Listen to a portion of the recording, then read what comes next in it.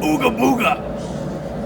I'm not gonna cut that out. It's gonna be in the YouTube Good. video. I don't care. So everyone's gonna see. We have just a couple more minutes.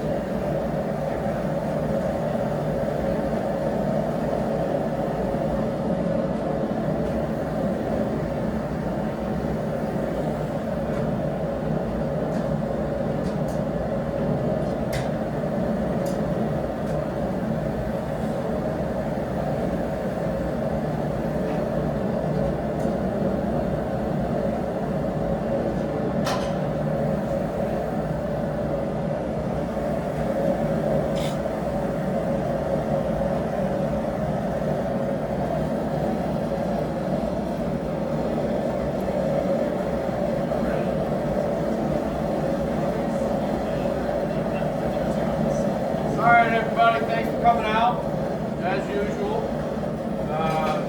If you haven't noticed, we're kind of theming things here lately, right? So today is going to be all about taxes. Kathy asked on Tuesday, what does taxes have to do with nail making? As Eric said, tax. No! Ha ha ha ha ha ha. It's a bad pun. So, a couple of quick pointers for today's meeting. We are going to be talking about the gate, right? After the demo. We are going to have our business meeting. We are going to have lunch. We are going to be doing iron and hat, all the usual, right? So, without further ado, I am going to let Mr. Campbell here take over and start doing his thing. Now, what we have here is we have a couple of different basic nail header designs. This is closer to a colonial style, but colonial period they would actually put a jump welded on a piece of usually higher carbon steel onto the face here and put it on a handle. If you go to the medieval ones, they tend to be heavy bars. This is one that somebody made at Blacksmith Depot, and I'm going to be blunt, I really dislike this one. I have reasons. The reason why is the taper of the hole. And I'm going to show you what I'm talking about here. While this will give you a good head, it's more finicky to use. In my opinion, wait.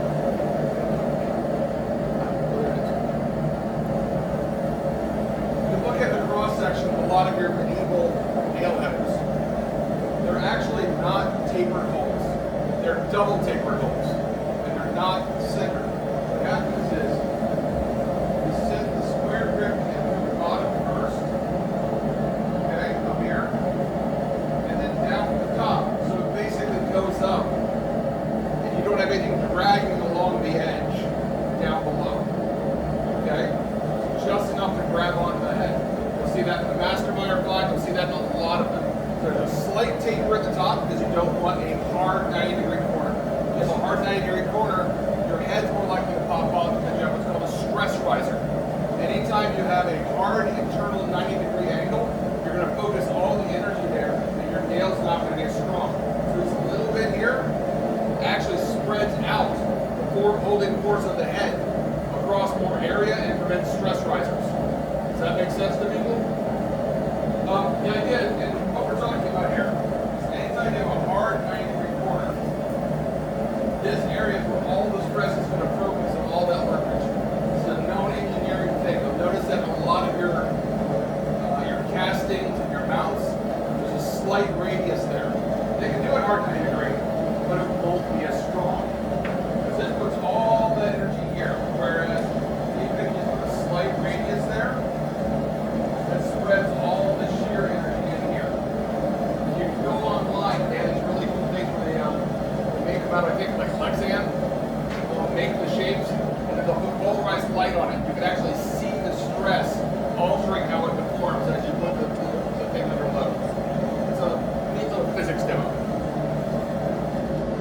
Now,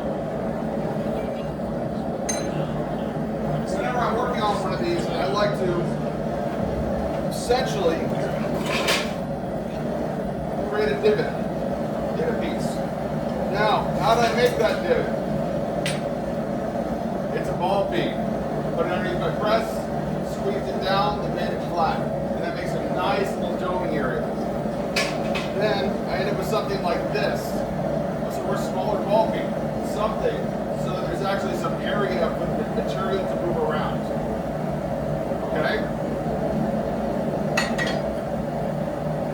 And I end up with that tool. And that's how we made these. Now we're going to have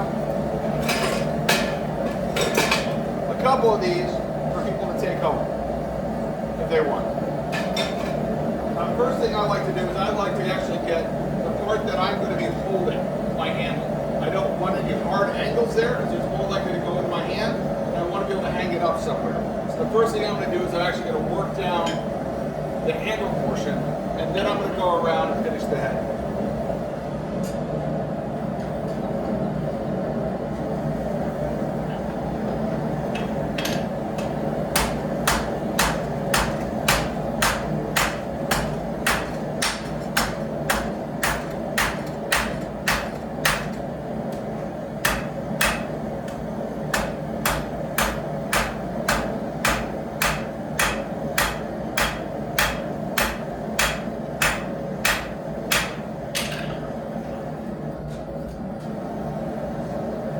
You notice I went to the far edge? That's just because I'm just trying to get it in there and knock that down as fast as I can.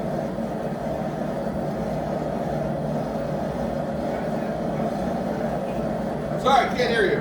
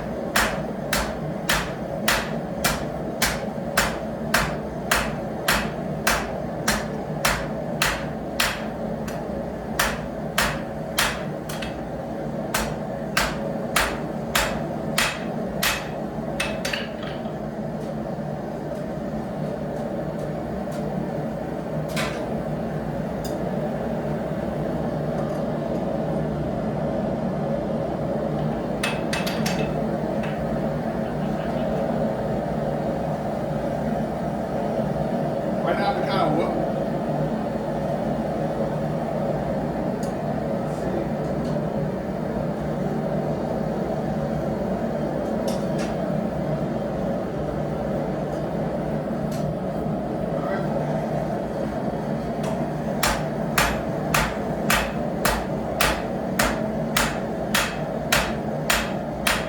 I'm going to the far edge of the anvil.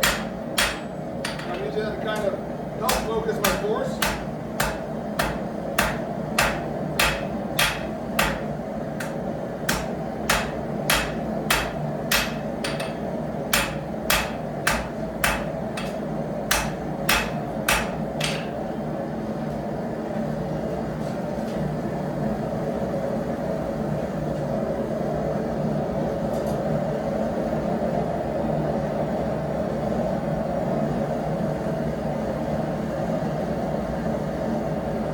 Now, to my mind, I'm looking at that parent area and I want that spike to be enough that to make a larger circle. So it's going to be a hair larger. So, since it's 1 inch bar, and I want it to be a little bit proud, I'm probably going to want the taper to be about 4.5 inches long. That's triple the 1.5 because I want to be a little bit bigger on the center line of my arm. Does that make sense? So I can reference this and go almost the width of the face. So I have some more drawing I need to do on that piece so that the tail actually makes its way around.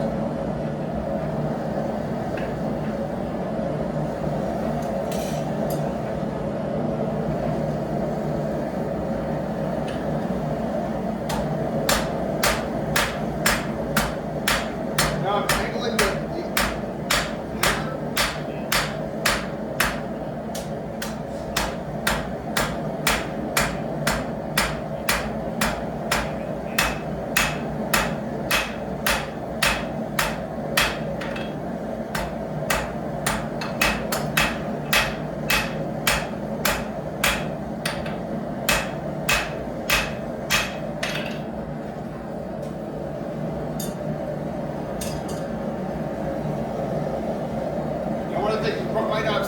I was actually angling down the corner of my hammer to act as a fuller. So I was working it down. I like notching and flattening, because that actually makes the drawing effect a lot faster.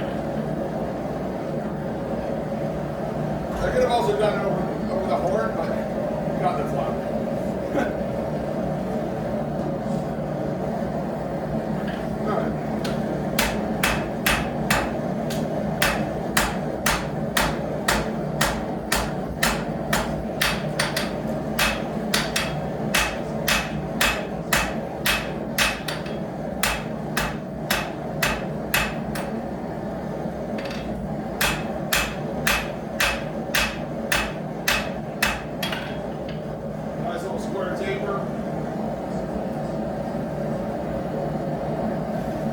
Soften that corner as it goes up just a little bit, just to make it easier to sort of hang on something. I usually hang these on nails or on something like a bar stock.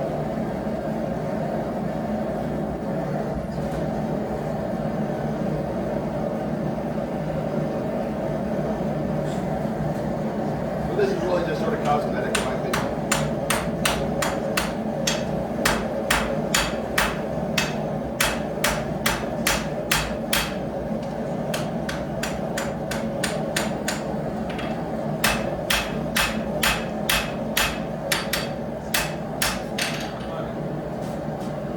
Round up the point and finish the handle. And then we get to the part that you actually care about, which is going to be the finishing of the piece. Now, we have the wood block because I don't want the mushroom, I don't want to leave mars on it, because anything that I mar on the top of my header is going to end up leaving marks on my piece.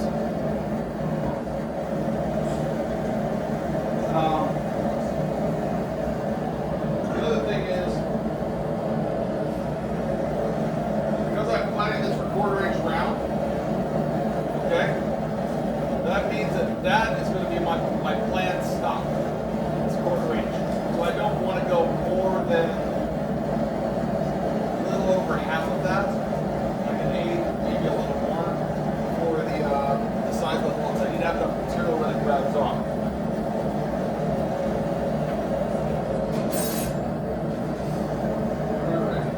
Now, of course,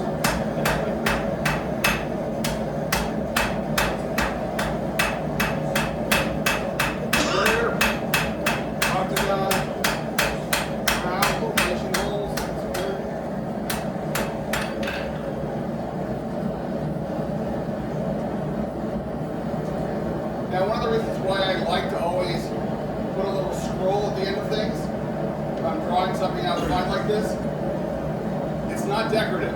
It's actually functional. It makes it less stabby. We're very puncturable creatures. Ask my doctor how I know.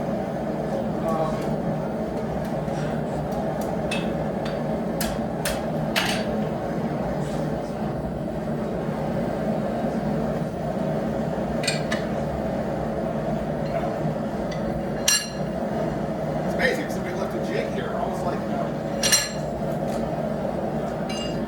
almost like that was planned. Almost like somebody likes having his own tools here. It's not painted green, it's not. I know.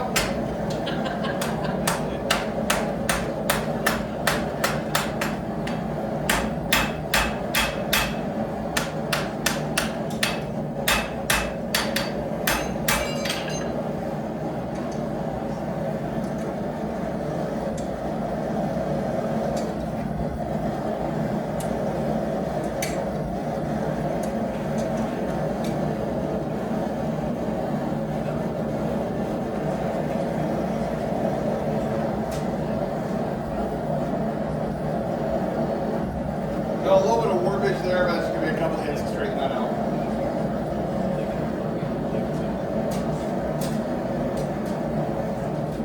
Now, these offset bok-jaw tongs, I absolutely adore them.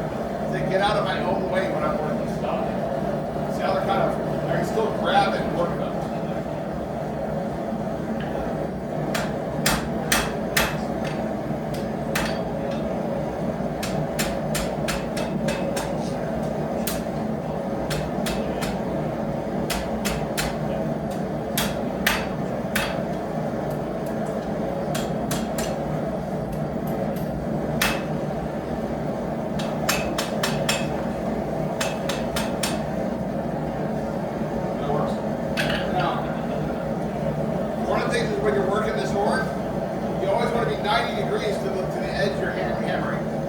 if you want to get a round curve.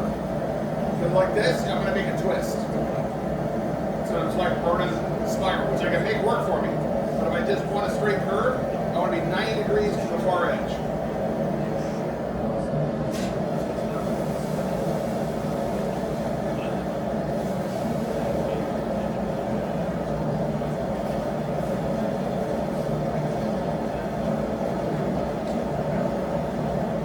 Now the little piece at the end that's welded on is actually leaf spray, just so you know. It does not have to be that, but the tool will last longer if it's higher carbon. Now,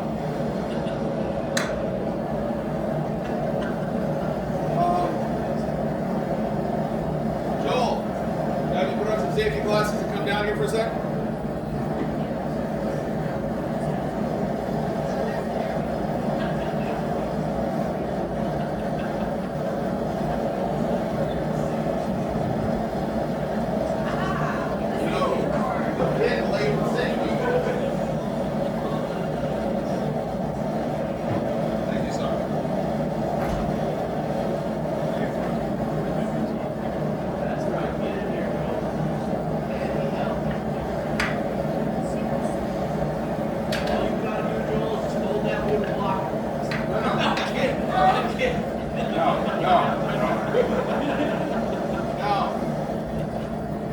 About this taper that I found.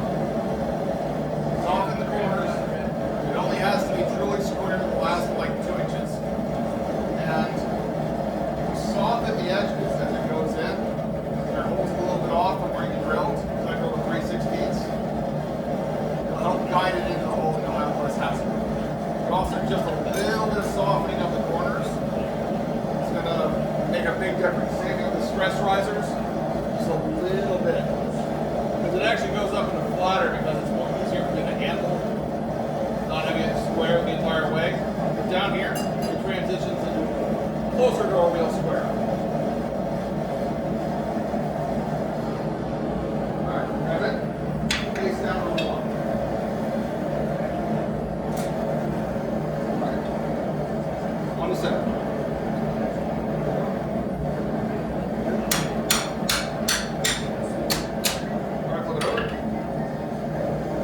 Hole's not square yet. Flip it over again.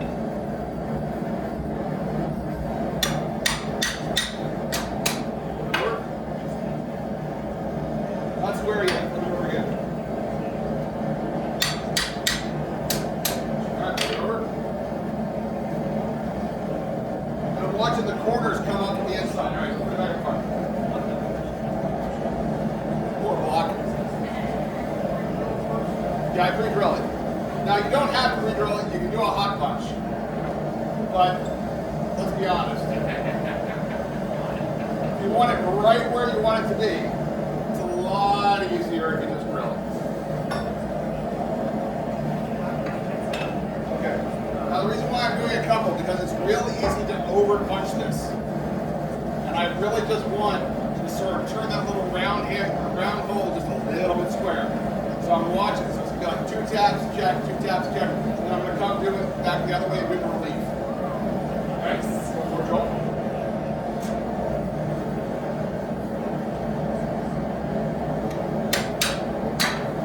Check it. I'll go off top just a little bit. Alright, one more. A little bit.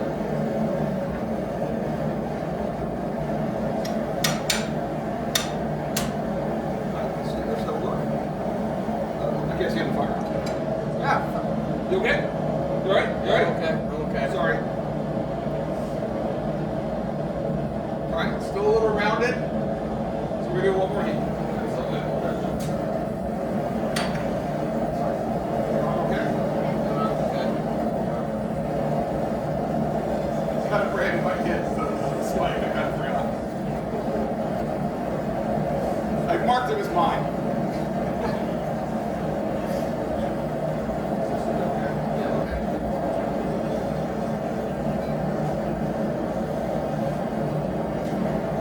Come with me and you'll be in a world of ocean violation.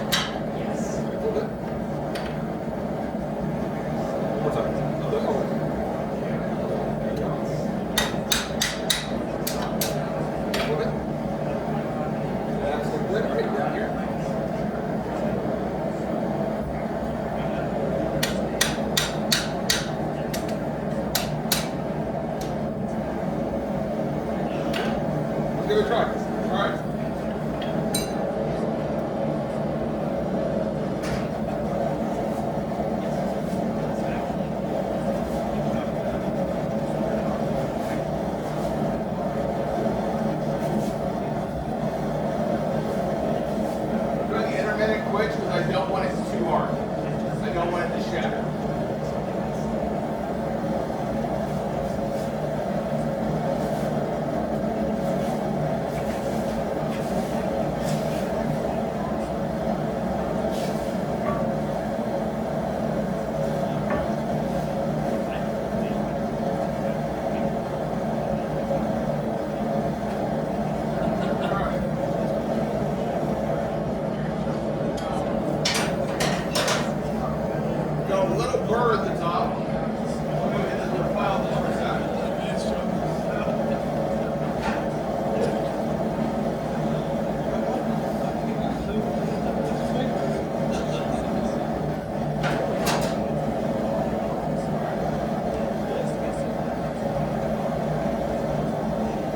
Toastier than I'd like.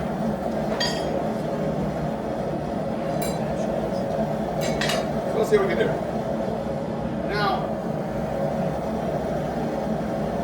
in my opinion, there are two basic types of ways to do the nail. One is a leading taper, and one is a far taper, and one is a near taper. The difference is the near taper is actually a little faster, but your head's not as pretty. Far taper is a little more finicky.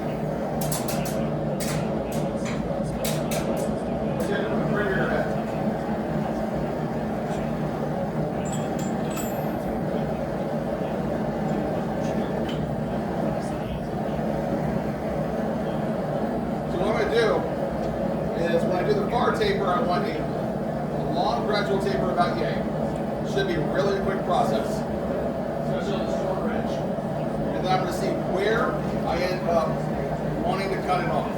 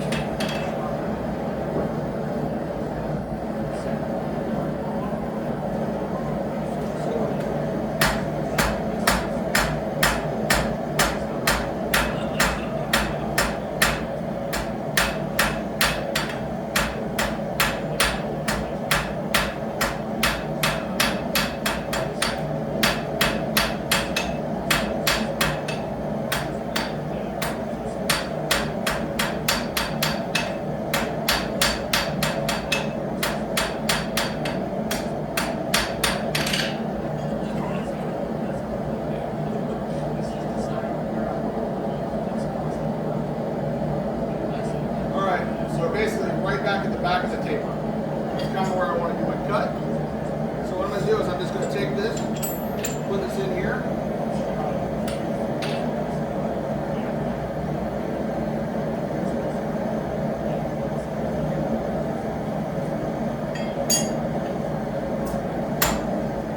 Kind of give myself a little guide notch. Take this out.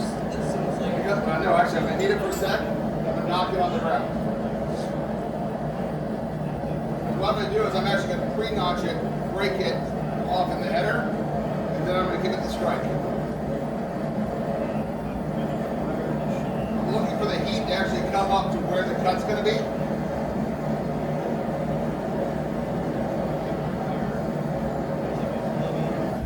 There we go. Feel the notch, feel the notch.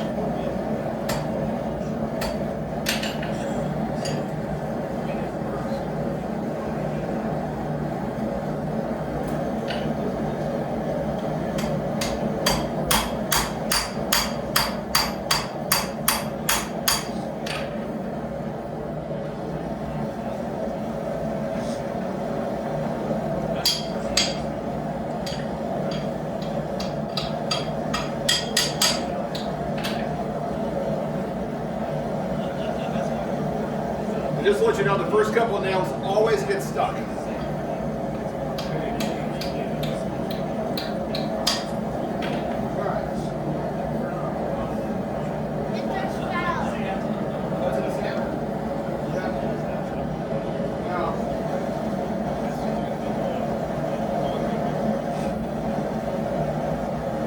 I think that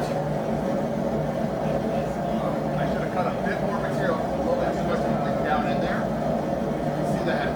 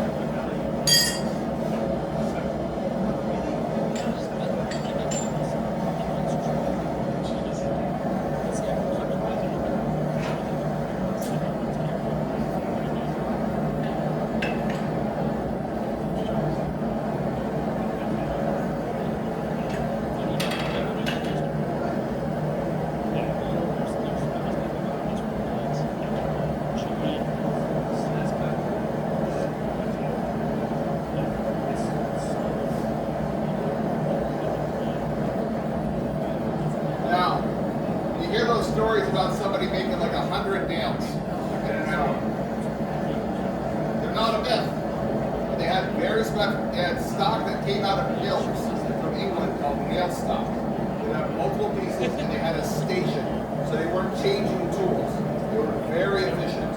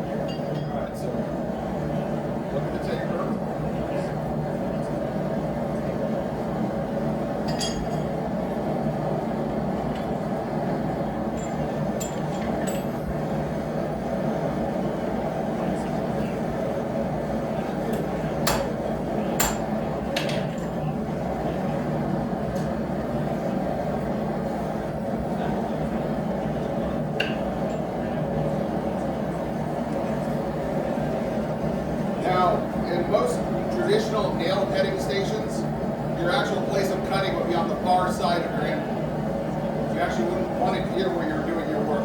You kind of reach across and do your cut. And that keeps you safe from the blade. They be very short, very oblique little blades.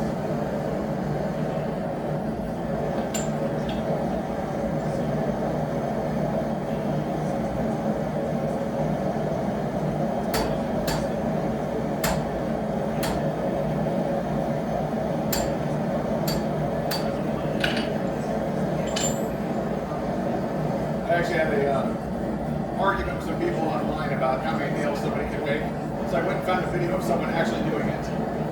And they said, just because you can't, doesn't mean somebody else can't.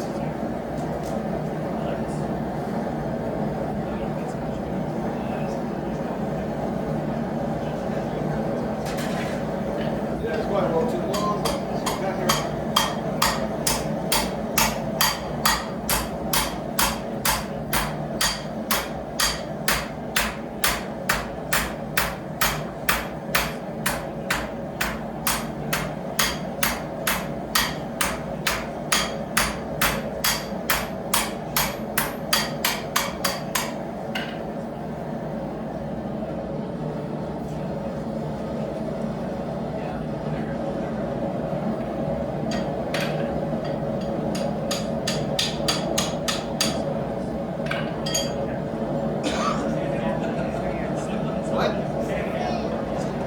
There's a hole there. Now, this one I actually made a different mistake. You see, I got a nice bobby head. Probably a bit too much. It takes a while to dial it in, but you see, I'm actually getting a better shoulder and I need more of a head. And I should have rolled it. At the very end, I should have actually hit some strikes to actually roll it over on the center. Now, this is not how I normally make nails. How I normally make nails is that I have to do a bunch.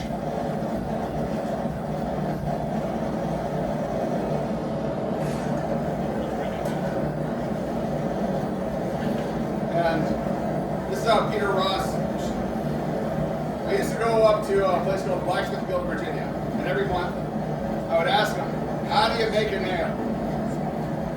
And they would all laugh at me whenever I asked this question, because they thought I was making fun of them. I wasn't. Every single one made a nail differently. And this is how Peter Ross made his. He does it on the near side. What he does is he basically sets its edge here. He goes to the far side.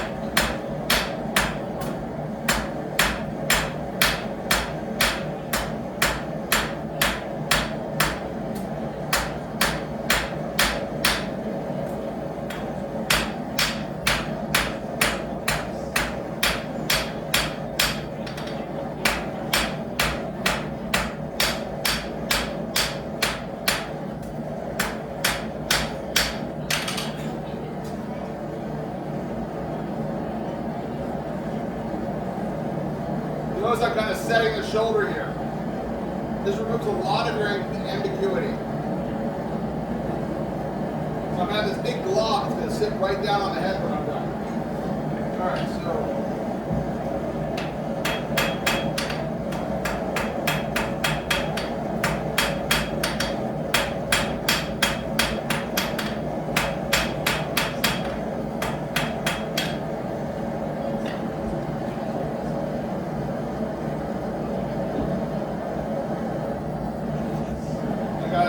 Get the shoulder down just a bit more there, so it actually seats down. Once you do a couple, you kind of get into a rhythm for it, and it works a lot better.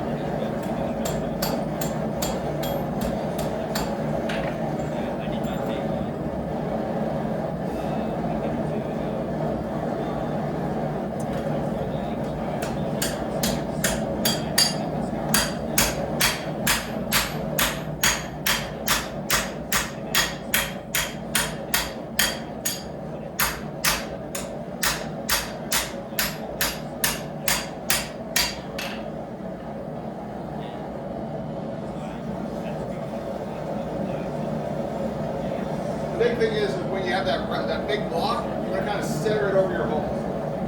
Now the one reason why I always clench it is it actually makes it release the nail. Your nail contracts just enough, especially with a newer nail header. It's already working better. You see I'm starting to get a better, more defined head there. Okay?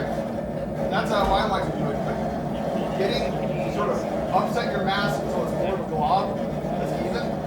Roll it over the center with a couple hits, and then you center it down. And then that's how you end up with a nice head on it. Who wants to try? Here we go. There's a nail header.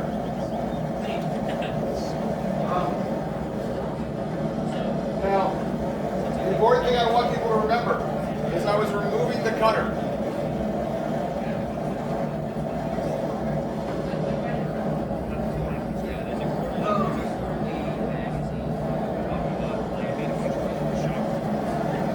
And we have 3 blanks here for whoever wants to make a nail header today to take home. Anybody want to make a nail header? All right. That's 1. Who else wants to make a nail header today to take home? There you go. And there should be a 3rd one. You got your 3rd. And if somebody wants to take the one I made home, great. Actually, we're going to put this over on the other station so people can actually just play with making nails. All right?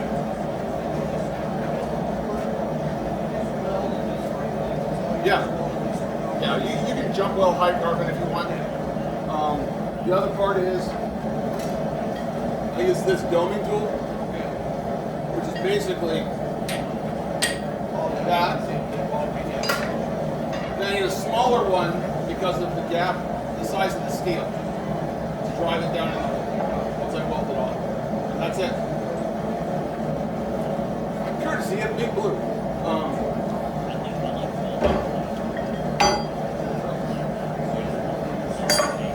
Yeah, Big Blue makes these.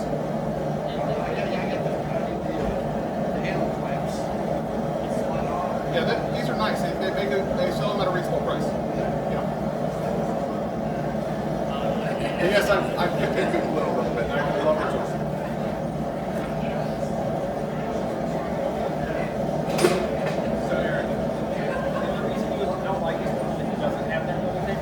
Yeah. Their website actually links off to an article on how to fix these. Really? Yeah. I was looking at it. I was looking at it a while ago, and yeah. So like, here's an article where some other blacksmith talks about how he fixes these because they're flawed. Here's how you do it. I'm glad I'm not the only one. Oh, good to see you.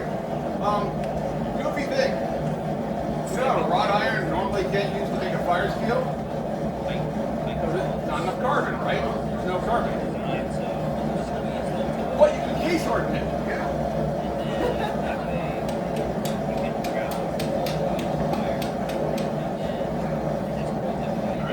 Cherry red caseonite, actually from Blacksmith supplies. Man Kane told me it was a thing. We had a discussion online about fire steels, and somebody said, "I'm going to try this." I was like, I told Man King before he passed, I gave it a try. I got a bucket sitting on, so I went and did that. What method did you use? What? What method did you use? Case hardening? Cherry red case hardening compound. Stupid easy. And if anybody wants some